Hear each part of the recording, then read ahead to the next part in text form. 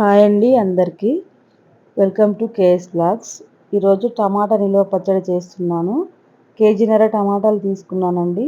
కడిగి ఒక కాటన్ క్లాత్లో ఆరబెట్టుకొని తడి లేకుండా తుడుచుకొని ముక్కలుగా కట్ చేసుకోవాలి.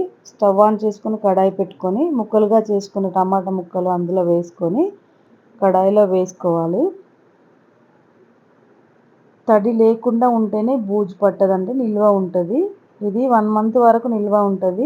ఫ్రిడ్జ్లో పెట్టుకుంటే, బయట పెట్టుకుంటే 15 రోజుల వరకు నిల్వ ఉంటుంది.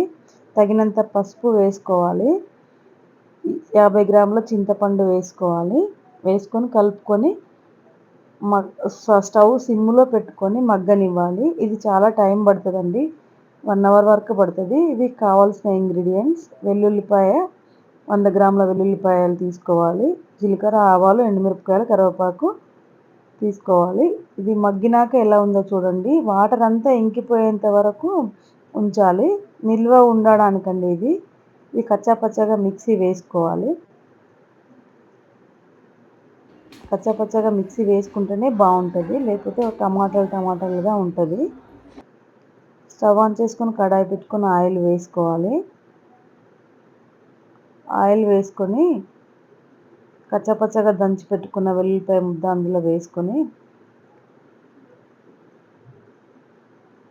మొత్తం వేసుకోవాలి. కొంచెం అంతా పచ్చిది ఉంచుకొని టమాటా పచ్చడికి కలిపేటప్పుడు అందులో వేసుకోవాలి. గుప్పెడు కరివేపాకు వేసుకోవాలి. గుప్పెడు జీలకర్ర, గుప్పెడు ఆవాలు వేసుకోవాలి. అన్నీ ఎక్కువనే వేసుకోవాలండి, నిల్వ పచ్చడి కాబట్టి టేస్టీగా ఉంటుంది. ఎండుమిరపకాయలు వేసుకొని కొంచెం పసుపు వేసుకోవాలి కలర్ కోసము. వేసుకొని కలుపుకొని బ్రౌన్ కలర్ వచ్చేంత వరకు వేయించుకోవాలి. చూడండి ఎలా ఉందో పోపు. మొత్తం బ్రౌన్ కలర్ వస్తే అది పోపు అంతా చల్లారబెట్టుకోవాలండి. చల్లారబెట్టుకొని పక్కన పెట్టుకోవాలి. మిక్సీ పట్టుకున్న టమాటాను ఒక బౌల్లో వేసుకొని, నేను ఉప్పు మిక్సీ పట్టుకునేటప్పుడే వేసుకున్నానండి. 100 గ్రాముల వరకు వేసుకొని తర్వాత తక్కువ ఉంటే చూసి వేసుకోవాలి. 100 గ్రాముల కారం, జీలకర్ర మెంతుల పొడి ఒక 20 గ్రాముల వరకు వేసుకోవాలి. వేసుకొని పచ్చి వెల్లుల్లిపాయ ముద్ద వేసుకోవాలి.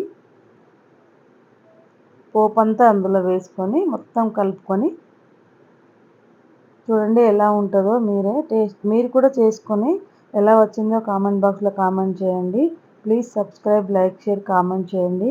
చూడండి ఎంత బాగుందో. తెల్లవారితే చాలా బాగుంటుంది. ఉప్పు తక్కువ ఉందా లేదా చూసుకొని, సరిపోయిందా సరిపోలేదా చూసుకొని మళ్ళీ కొంచెం తక్కువ ఉంటే వేసుకోవాలి, లేకపోతే లేదు. టమాటా నిల్వ పచ్చడి రెడీ అయింది.